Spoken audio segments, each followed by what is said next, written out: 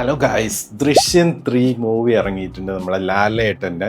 ഞാൻ first show എന്നെ കണ്ടിട്ടാണ് വന്നിരിക്കുന്നത്. മൂവി എങ്ങനെയുണ്ടെന്ന് അറിയണ്ടേ? I could do this all day, I could do this all night, all month, all year for my guys, ഒറ്റ വാക്കി പറയുവാണെങ്കിൽ ലാലേട്ടൻ്റെ അടുത്ത 100 കോടി മൂവിയാണ് ദൃശ്യം 3 എന്ന് പറയാം. നമ്മൾ ദൃശ്യം 1ഉം 2ഉം കണ്ടതുപോലെ തന്നെ കിട്ടില്ല ഒരു പടം എന്ന് പറയാം. കുറെ ട്വിസ്റ്റും സംഭവങ്ങളും ആയിട്ടുള്ള ഒരു പടമാണ്. എനിക്ക് ആദ്യം പറയാനുള്ളത്, നിങ്ങൾ തിയേറ്ററിൽ പോയി കാണുന്ന ഒരു വ്യക്തിയാണെങ്കിൽ ദയവ് ചെയ്ത് വീഡിയോയും സ്പോയിലേഴ്സ് ഒന്നും എടുക്കല്ലേ. ഈ ഒരു വീഡിയോയിൽ സ്പോയിലേഴ്സ് ആയിട്ട് ഒരു റിവ്യൂവും പറയുന്നില്ല, ഒരു വാക്ക് പോലും നമ്മൾ അതിൽ പറയില്ല. കാരണം ഈ ഒരു മൂവിയുടെ ഏറ്റവും വലിയ പ്രത്യേകത, നമ്മൾ 1ലും 2ലും കണ്ട പോലെ ഏറ്റവും വലിയ പ്രത്യേകത ഇതിൻ്റെ ട്വിസ്റ്റാണ്. സോ അത് ഈ ഒരു വീഡിയോയിൽ റിവ്യൂവിൽ നിങ്ങൾ കേൾക്കത്തില്ല. സോ നിങ്ങൾ ധൈര്യമായിട്ട് കണ്ടോളൂ. മൂവി എങ്ങനെയുണ്ടെന്ന് ചോദിച്ചാൽ, ഫസ്റ്റ് ഹാഫ് അത്യാവശ്യം ഒരു സ്ലോ പേസിൽ കഥ ബിൽഡ് ചെയ്ത് പോകുന്ന ഒരു ഫസ്റ്റ് ഹാഫാണ്. നമുക്ക് ഫസ്റ്റ് മൂവി സ്റ്റാർട്ട് ചെയ്യുമ്പം ദൃശ്യം 1ൻ്റെയും 2ൻ്റെയും കുറച്ച് സീക്വൻസസ് കാണിക്കുന്നുണ്ട്. അത് മേ ബി അത് നമുക്കൊന്ന് ഓർത്തെടുക്കാൻ വേണ്ടിയിട്ട് കാണിക്കുന്നതായിരിക്കും. അതൊക്കെ നന്നായിട്ട് അവർ ചെയ്തിട്ടുണ്ട്. സോ ഫസ്റ്റ് ഹാഫ് ഒരു സ്ലോയിൽ പോയിട്ട് ഫസ്റ്റ് ഹാഫിൻ്റെ എൻഡിങ് ഇൻ്റർവെല്ലിൽ ഒരു കിട്ടില്ല ഒരു ഐറ്റത്തിനെ വെച്ചിട്ടാണ് എൻഡ് ചെയ്യുന്നത്. സോ സെക്കൻഡ് ഹാഫ് തൊട്ട് പൊളിയാണ്. സെക്കൻഡ് ഹാഫ് പിന്നെ അങ്ങ് പീക്ക് ലെവലിൽ നമ്മൾ പഴയ ദൃശ്യം കാണുന്ന ആ ഒരു ലെവലിലോട്ടാണ് പോകുന്നത്. ട്വിസ്റ്റും കുറേ നമ്മൾ എക്സ്പെക്റ്റ് ചെയ്യാത്ത സംഭവങ്ങളും അങ്ങനെ കുറേ സംഭവങ്ങളൊക്കെ ആയിട്ടാണ് സെക്കൻഡ് ഹാഫ് പോകുന്നത്. ക്ലൈമാക്സിൽ വന്ന് ആരും പ്രതീക്ഷിക്കാത്ത ഒരു കിടിലൻ ക്ലൈമാക്സോട് കൂടിയാണ് ദൃശ്യം 3 അവസാനിപ്പിക്കുന്നത്. സോ ദൃശ്യം 3 അവസാനിക്കുമ്പോൾ അറിയാം ദൃശ്യം 4 എന്തായാലും ഉണ്ടാവും. അതിൻ്റെ ഒരു ഇത് വെച്ചിട്ടാണ് എൻഡ് ചെയ്യുന്നത്. സോ കിട്ടില്ല ഒരു പടം, നിങ്ങൾ ഫാമിലി ആയിട്ട് തിയേറ്ററിൽ പോയി കാണാൻ പറ്റിയൊരു പടമാണെന്ന് തന്നെ ഞാൻ പറയും. നമ്മൾ ഇത്രയും വെയിറ്റ് ചെയ്തിരുന്ന ആ ഒരു മൂവി അതിന് വേണ്ടിയുണ്ട്. ജിത്തു ജോസഫിന് ഒരു ഹാറ്റ്സ് ഓഫ്. പുള്ളി കിട്ടില്ലാണ്. കാരണം ഈ സ്റ്റോറി എങ്ങനെ പുള്ളി ഇങ്ങനെയൊക്കെ ചെയ്യുന്നു എന്നുള്ളത് ഒരു രക്ഷയില്ല. അത് എങ്ങനെ ചിന്തിച്ച് ഇങ്ങനെയൊക്കെ എടുക്കുന്നതും ഒരു രക്ഷയില്ല. ഈ മൂവിയിൽ കുറേ സംഭവങ്ങളുള്ളതെന്ന് വെച്ചാൽ കുറേ നമ്മളെ കോർട്ട് റൂം സംഭവങ്ങൾ, അതായത് കോർട്ടിലെ കുറച്ച് സംഭവങ്ങൾ ഇതിൽ ആഡ് ചെയ്തിട്ടുണ്ട്. അതായത് കുറേ കേസുകളുടേതും ലൂപ്പ് പോൾസും അതൊക്കെ നമുക്കൊന്ന് മനസ്സിലാക്കാൻ പറ്റും. ഒരു കേസ് വന്നു കഴിഞ്ഞാൽ ഏത് സെക്ഷനാണ്, അങ്ങനെയൊക്കെ കുറേ സംഭവങ്ങൾ ഇതിൽ വരുന്നുണ്ട്. അതൊക്കെ ഇതിൽ നല്ല കിഡിലുമായിട്ട് അവർ പറഞ്ഞിട്ടുണ്ട്. അതൊരു ട്വിസ്റ്റ് ആണെന്ന് ഞാൻ പറയുന്നില്ല, ബട്ട് അത് കൊള്ളാം. നല്ല രീതിയിൽ അവരത് ചെയ്തിട്ടുണ്ട്. സോ അഭിനയിച്ചിരിക്കുന്ന നമ്മുടെ ലാലേട്ടൻ തകർത്തിട്ടുണ്ട്. പിന്നെ മീന, അൻസിബ ഹസൻ, നെസ്റ്റർ അനിൽ ഇവരൊക്കെയാണ് മെയിൻ ക്യാരക്ടേഴ്സ്. പിന്നെ സിദ്ദിഖ്, ആശാസരൻ, നമ്മൾ 1ലും 2ലും കണ്ട ക്യാരക്ടേഴ്സ് തന്നെ ഇതിലുള്ളത്. ഡയറക്ടറും റൈറ്ററും Jithu ജോസഫാണ്. Producer Antony Perumbavoor.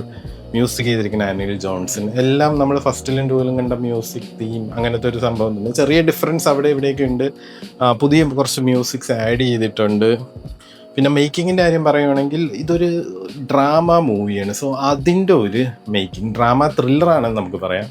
Drama plus thriller. So അതിൻ്റെ ഒരു മേക്കിങ്ങിൽ അവർ ചെയ്തിട്ടുണ്ട്. നമ്മൾ 1ലും 2ലും കണ്ടിരിക്കുന്ന സെയിം കൈൻഡ് ഓഫ് മേക്കിംഗ് തന്നെ ഈ 3ലും വരുന്നെങ്കിൽ ആ ഒരു ഗ്രാമമൊക്കെയല്ലേ കാണിക്കുന്നത്, ആ ഒരു എഫക്റ്റ് നമുക്ക് ഡെപ്ത്, നമ്മൾ നേരിട്ട് പോയ ആ ഒരു സ്ഥലം കാണുന്ന ആ ഒരു ഡെപ്ത് കിട്ടത്തുള്ളൂ. സോ മേക്കിംഗ് ഒക്കെ സിമ്പിൾ മേക്കിംഗ് ആണ്. സ്ഥിരം നമ്മൾ 1ലും 2ലും കണ്ടുവന്നവരുടെ മേക്കിംഗ് ആണ് ചെയ്തിരിക്കുന്നത്. എന്തായാലും പാട്ട കിട്ടില്ലോ. 100 കോടി ഇത് കയറുമെന്നുള്ള ഉറപ്പാണ്. കാരണം 1ഉം 2 നമുക്കറിയാലോ OTTയിലാണ് റിലീസ് ചെയ്യുന്നത്. എന്നിട്ട് പോലും ആ മൂവി കിഡിലോ ആയിരുന്നു. സോ ഇത് 100 കോടി ക്ലബിൽ സുഖമായിട്ട് കയറും. നമ്മൾ 1ഉം 2ഉം കണ്ട എങ്ങനെയാണ് അതേ ത്രില്ലർ, അതേ ഒരു അതിനേക്കാൾ കുറച്ചുകൂടെ ഉണ്ടെന്ന് പറയാം. കുറേ സസ്പെൻസ് ഉണ്ട്. അത് നിങ്ങൾക്ക് ഞാൻ പറഞ്ഞു തന്നു കഴിഞ്ഞാൽ അതിൻ്റെ ആ ഒരു നിങ്ങൾ പിന്നെ ഇരുന്ന് കാണുന്നതിൽ കാര്യമില്ല തിയേറ്ററിൽ പോയി. അതുകൊണ്ടൊന്നും പറയുന്നില്ല. സസ്പെൻസ് ഉണ്ട്, വെർത്താണ്, ട്വിസ്റ്റ് ഉണ്ട്, എല്ലാം ഉണ്ട്. നല്ലൊരു സ്റ്റോറിയും ഉണ്ട്. അടുത്ത ഒരു ദൃശ്യം 4ന് വേണ്ടിയിട്ടുള്ള ഒരു പ്ലോട്ടും അവരിട്ടിട്ടുണ്ട്. ഇതിൽ കൂടുതൽ നമുക്ക് എന്ത് വേണം? സോ മലയാളത്തിലെ ഏറ്റവും അഭിമാനിക്കാൻ പറ്റുന്ന ഒരു മൂവിയാണ് ദൃശ്യം സീരീസ് എന്ന് പറയുന്നത്. സോ 1, 2, 3 പൊളിയായിട്ട് അവർ ചെയ്തിട്ടുണ്ട്. സോ നിങ്ങൾ മസ്റ്റായിട്ട് തിയേറ്ററിൽ പോയി വാച്ച് ചെയ്യണം. എനിക്ക് പറയാനുള്ളത്, ദയവ് ചെയ്ത് നിങ്ങൾ തിയേറ്ററിൽ ഇരുന്ന് റെക്കോർഡ് ചെയ്ത്, ഞാൻ പലരെയും കണ്ടു. എൻ്റെ ഫ്രണ്ടിലൊക്കെ ഇരുന്ന് പലരും ക്ലൈമാക്സ് സീനൊക്കെ മൊബൈലിൽ റെക്കോർഡ് ചെയ്യുന്ന ഞാൻ കണ്ടു. അത് 2-3 മിനിറ്റൊക്കെ ഇരുന്ന് റെക്കോർഡ് ചെയ്യുന്ന ഞാൻ കണ്ടായിരുന്നു. കുറച്ച് പേര് പറഞ്ഞു അത് റെക്കോർഡ് ചെയ്യല്. ഞാനും പറഞ്ഞു അത് റെക്കോർഡ് ചെയ്യുന്നെങ്കിൽ ഓക്കെ, ബട്ട് നിങ്ങൾ സോഷ്യൽ മീഡിയയിൽ ഇടാനാണെങ്കിൽ ചെയ്യല് എന്ന് പറഞ്ഞിട്ടുണ്ട്.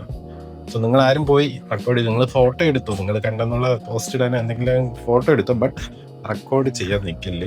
കാരണം ഈ ഒരു മൂവിയുടെ സോൾ എന്ന് പറയുന്നത് ഇതിൽ ആ ഒരു ലൂപ്പ് ഹോൾസും സസ്പെൻസും അങ്ങനത്തെ കുറേ സംഭവങ്ങൾ, ക്ലൈമാക്സിന്റെ എല്ലാ മൂവിയിലെയും ഒരു സോളാണെന്ന് പറയും. സോ അത് നശിപ്പിക്കില്ല.